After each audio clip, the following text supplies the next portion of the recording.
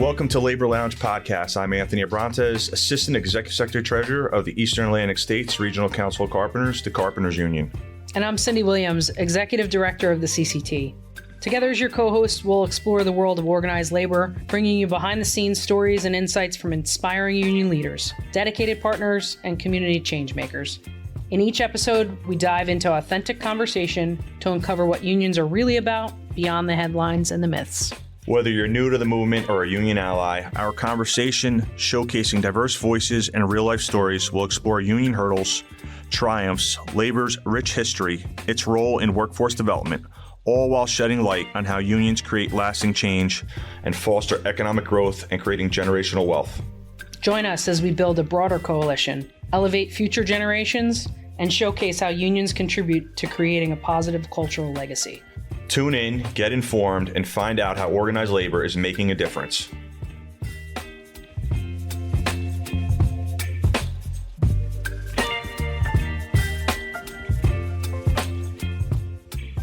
Bill, tell us how you got involved in the union. It's a very interesting story. It goes back to the early 80s when I was 13 years old. I had a summer job as a roofer's helper, believe it or not. So you don't really think that too many 13-year-olds will be out there working with roofers and doing construction work. But I grew up in Delaware County, Pennsylvania, and I was fortunate enough that every summer I could go stay with relatives in the summertime down the shore. And one of my uncles and his father had a roofing company. So I started out climbing ladders and banging nails and doing stuff like that. And it just, it seemed kind of like a natural fit for me.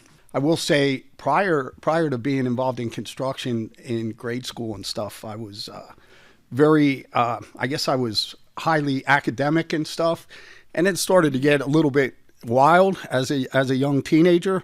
So the construction thing kind of fit. I still kept up my grades, but I wasn't an A-plus student anymore. I was more like, getting by with B's and C's. But unfortunately for me, I think I was destined to be in construction for some reason.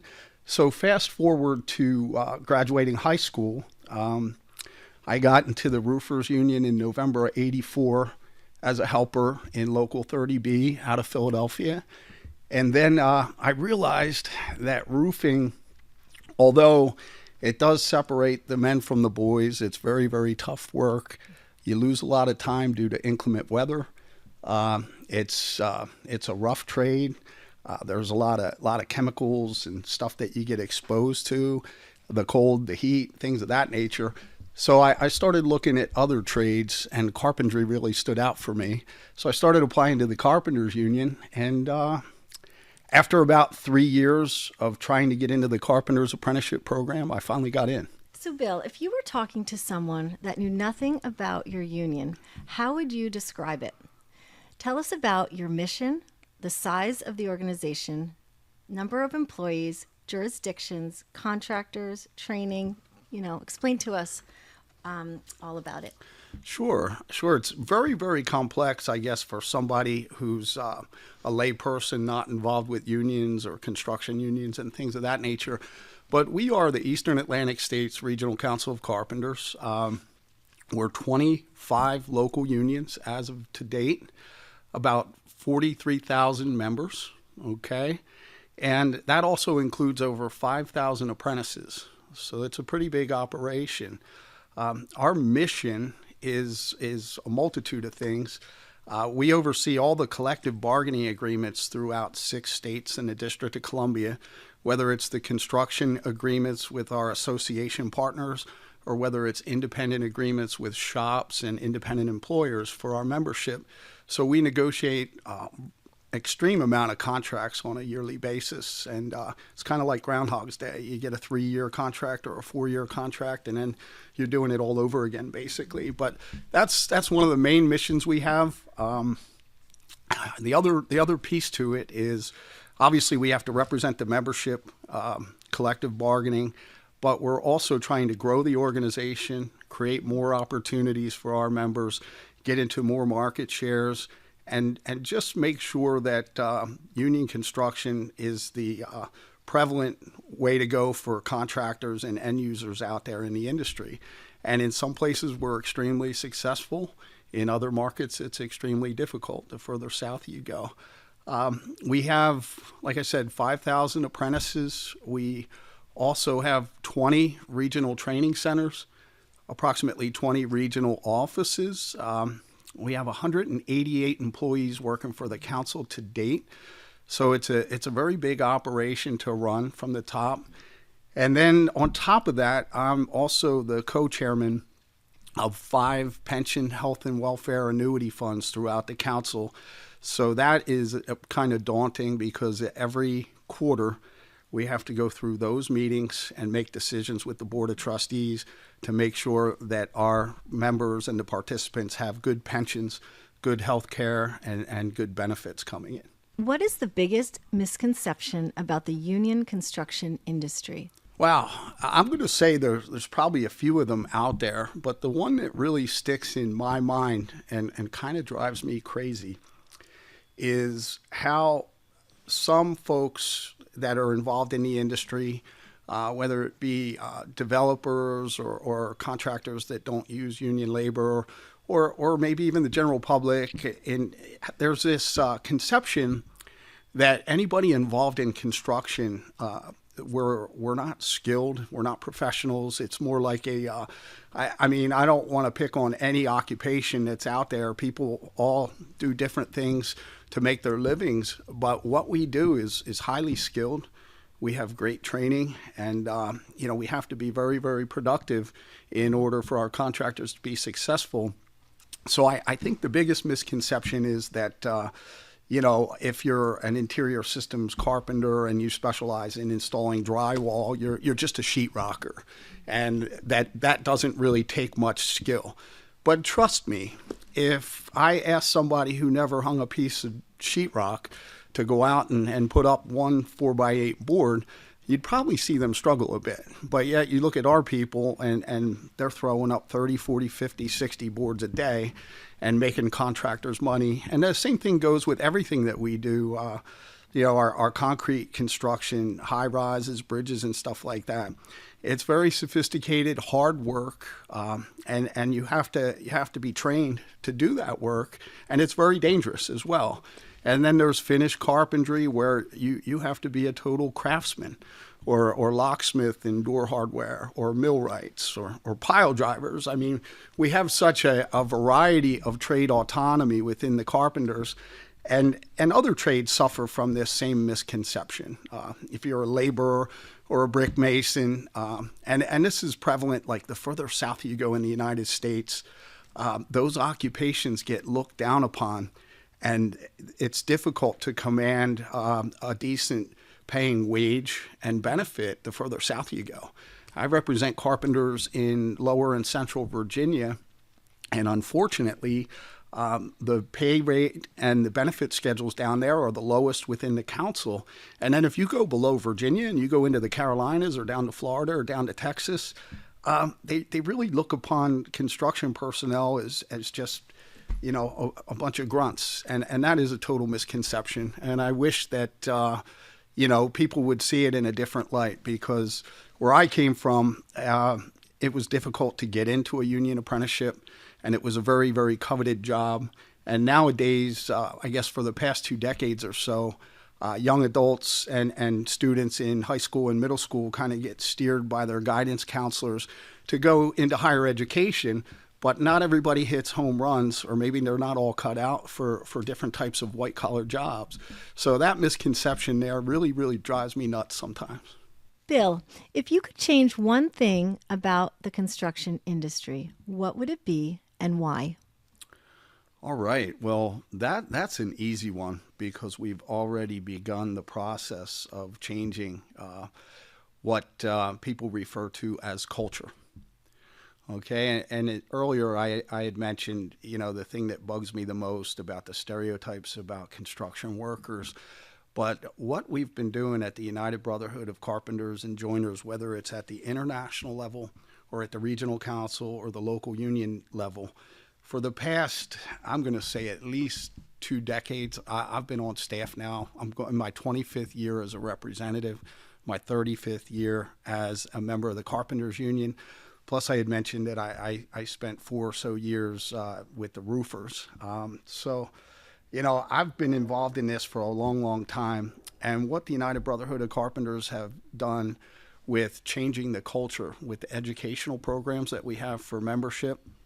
We have stuff like the 300-hitter Journeyman Leadership Program, which I just got back from a trip 2 weeks ago, where 180 of our journey persons go out to Las Vegas for 3 days. They interact with the general officers, the general president. We fly a team out there and interact with them on a discussion panel for a couple of hours and field questions. And they learn about productivity, professionalism, and how important it is to make sure that they do the best that they can and they give 110%. So we are changing the culture, and I think that is definitely one of the most important things that we just have to continue to strive for. What is the most significant issue facing the construction industry today, and how can we address it? Hands down, wage theft, payroll fraud, tax evasion, unscrupulous contractors, greedy developers. It's all in one big basket. And I call it the cancer that's trying to destroy the unionized construction industry in the United States. And what a lot of people don't realize is there is multi-million-dollar projects out there right now where hundreds of workers are working on those buildings and those structures and whatever's being constructed. They're being exploited. They're being paid cash off the books. It hurts our national security. And it's time that the general public and the government agencies, and I don't want to pick on the government agencies because in a lot of our jurisdictions, we are getting good enforcement because we report unscrupulous activity. But we have to wake up and realize that we can't continue to let millions of construction workers in the United States work on multi-million-dollar projects, making tons of money for subcontractors and developers and exploiting a workforce, all the meanwhile creating less jobs for legitimate contractors, as well as breaking the law. We all pay our taxes. I just wrote Uncle Sam a check. I hate doing it, but it happens. And everybody that's out there is paying taxes, paying for health care. And this cancer that's trying to destroy our industry is affecting everybody, not just union carpenters and other union tradesmen, but there's non-union folks out there that are affected that work for legitimate employers that do everything above board like they're supposed to. So this is our number one issue, and we're taking it head on. We developed a department called Industry Labor Compliance. We have a gentleman named Ron Meisker who runs that department, and he's got 4 staffers that work hand in hand with all of our 20 regional offices. And when we find this kind of activity, we get the information to that department, and they prepare cases for the State Department of Labor, OSHA, State Department of Taxation, Internal Revenue, the federal government if it's a violation of the Federal Labor Standards Act. There's so much criminal activity happening in our industry right now, and we got to wake up and we got to stop it immediately. And then the world's going to be a much, much better place. There's going to be more opportunities for us to bring more young adults into the organization, train them for good paying middle-class jobs with benefits and good retirement opportunities.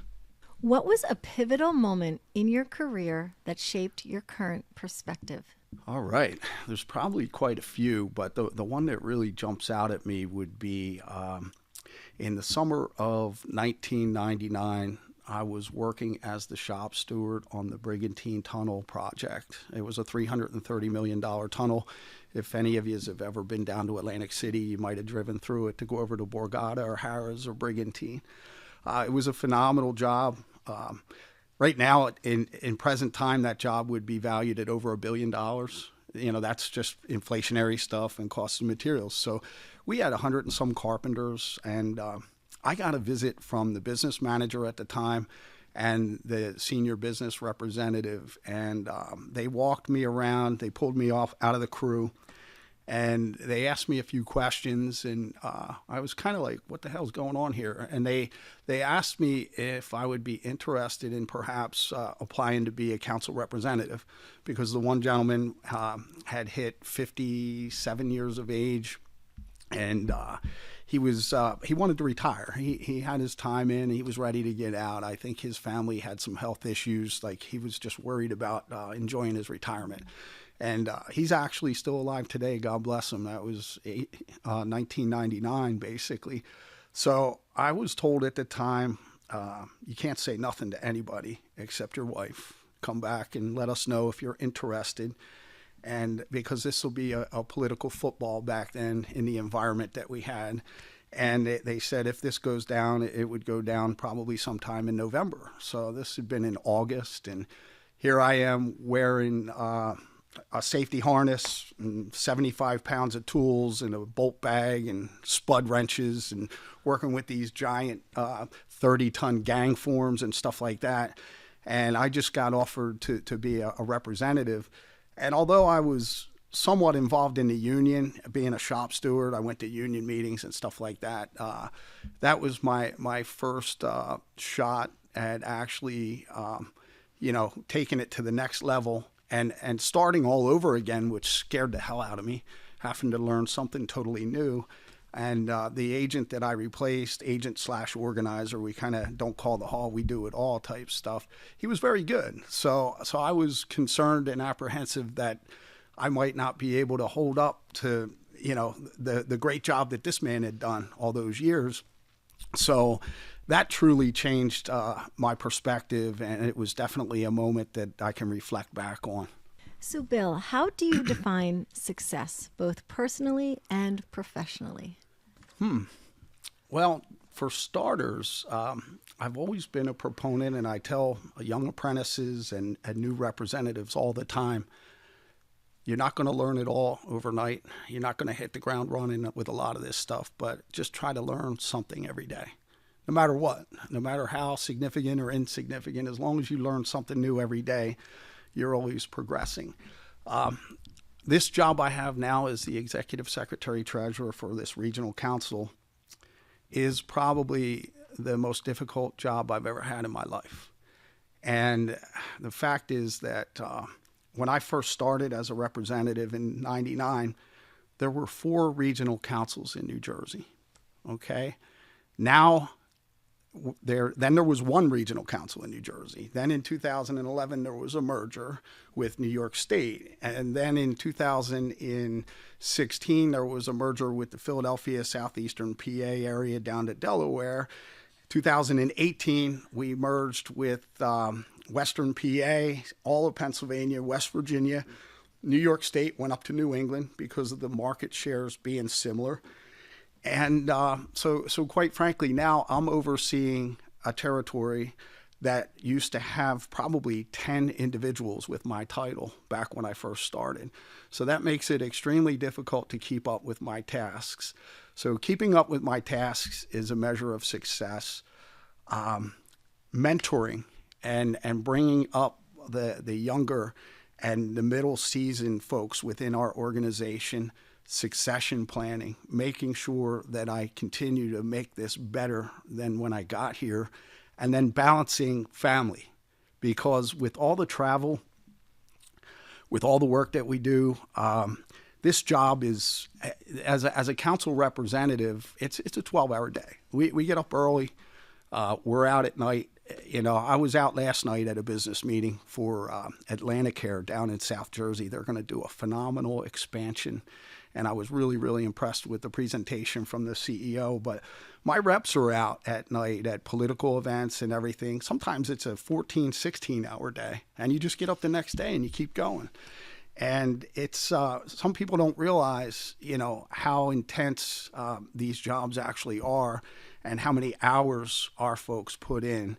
But you have to maintain your family. And for me in particular, my daughter's 26. And I've been on staff for 25 years.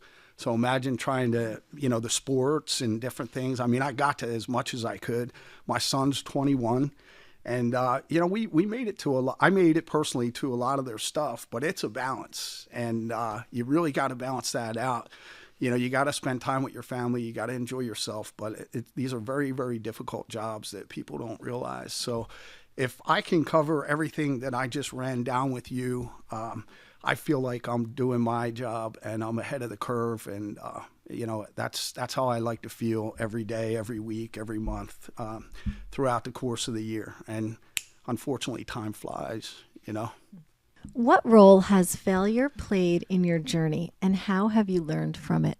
Let me start by just when I was coming up through the ranks as a council representative, or even as a carpenter on the tools, for that matter. I've observed this for quite some time now, watching other leaders, depending on whatever role I was in at the time, that have a tendency to over manage or micromanage. That's certainly not my style. My staff knows that. I don't need to know where everybody's at every day or what everybody's doing, because there's no way I'd be able to keep up with that. And I've seen so many over the years, stumble and have different types of failures because of that management style of micromanaging. So I am definitely someone who's against that. If I see any of my middle management folks or any of my senior management folks getting too far in the weeds with that, we try to remediate that as quickly as possible and let them know that, we're not really big on that type of management style here at the council. We have folks, we count on them to get the job done. We expect them to do a good job. And if they don't, we're not stupid and we can figure it out, and then we make the corrections that are necessary. But to give you a hard example of the question, what I want to reflect back on is something called the MUP program, which is the Member Union Participation. And back in 2011, when we had a merger between New Jersey and New York, there was a program around the country that was starting to become popular, and it was to get members out and get them active, with civic duties and volunteerism and stuff like that. And we've always had that at a local level. We had picket duty and things like that, where you'd have to come out so many times a year and walk a picket line or a job action. Our members do a lot of volunteer work. We build handicap ramps, baseball dugouts, all that kind of stuff. But it's always been, prior to that, it was the same members coming out, helping out, and other members just basically getting a paycheck and the heck with them guys. I don't need to do that on Saturday or Tuesday night or whatever. And all our political stuff is volunteer. Well, the MUP program, unfortunately, was created, implemented back in 2011. I had some trepidation. At the time, I was the president of the regional council and the organizing director and the like an assistant EST, if you will. And I think everybody in our ranks had some trepidation because it was punitive. And basically, if a member didn't come out twice a year, if they failed to respond to the notice to come out, and it was random, you can get that in the mail at any time, you would get a $250 assessment onto your dues. So it was either, make time to come out and participate, or you're going to be out $500. And the members, for the most part, hated this. And it was tough to get the structure in place, to manage it, and then to deal with it. And this went on for years. And unfortunately, if the members ignored their assessments, they would be suspended from membership eventually because they couldn't pay their dues. So it's bad enough with the retention stuff, and Anthony Abrantes happens to be our retention officer for the council. That's part of his role, and he can tell you it's very, very difficult just without having this member union participation program. So fast forward to myself becoming the EST in March of 2019. I had a big, long list of things that needed to change. And, I was pretty ambitious. I wanted to get this stuff done within a couple of months. And one of the first things I did was I blew up the MUP program, and we just got rid of it. and because it wasn't working. And sometimes you have to say, hey, man, something's not working. And we tried this, and we got to try something else because this just isn't working. So we changed it to a program now. It's twofold. It's called UCAN. We have a lot of acronyms. UCAN is Union Carpenter Action Network, okay? And that is our volunteer base. And we actually reward members for coming out, where they get points and they can get shirts and sweatshirts and these really nice Kevlar hard hats and all kinds of stuff. And a lot of members are coming out time and time again and supporting the union and volunteering. And this is what makes us stronger. So I think that the membership really appreciates the fact that we stepped up. We realized something wasn't working and we changed it. And with that, to coincide with the UCAN program, or Union Carpenter Action Network, we also created the MAP, or Member Assistance Program. And basically what that is in all the areas where we have large major commercial construction contracts, there's a 10-cent contribution that each member pays per hour, and it goes into a fund. And that fund is governed by an appointed board. I have a chairman who happens to be Regional Manager Bruce Gargano from New Jersey. And they meet twice a month.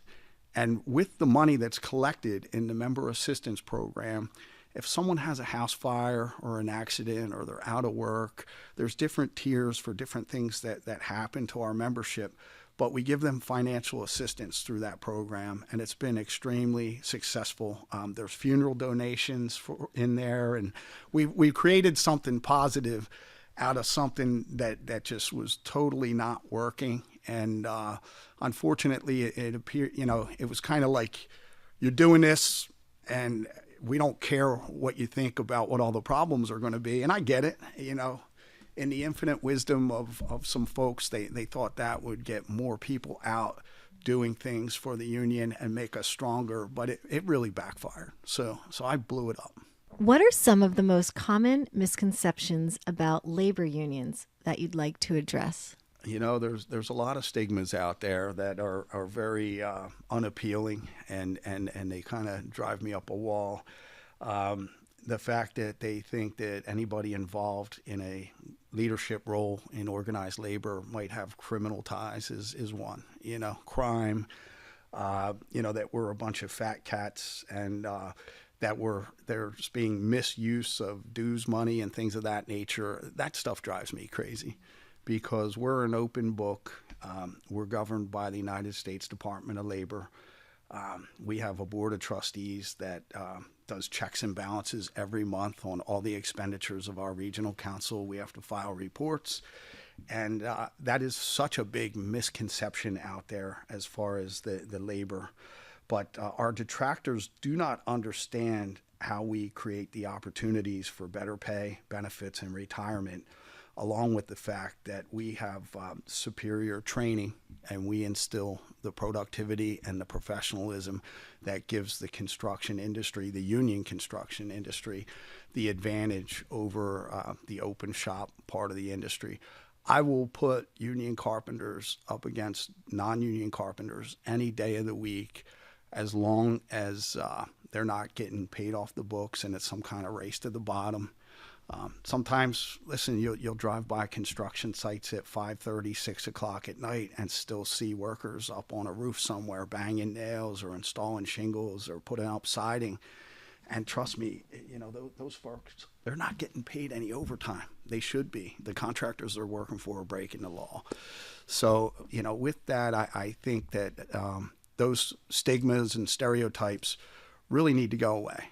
I mean, there's been some bad apples over the years, and the media likes to turn it into a big spectacle whenever somebody in labor makes a mistake. But I can assure you, our team is on point, and that is not the norm in the industry. But unfortunately, that's a perception that some folks out there in the public have, and it's unfortunate.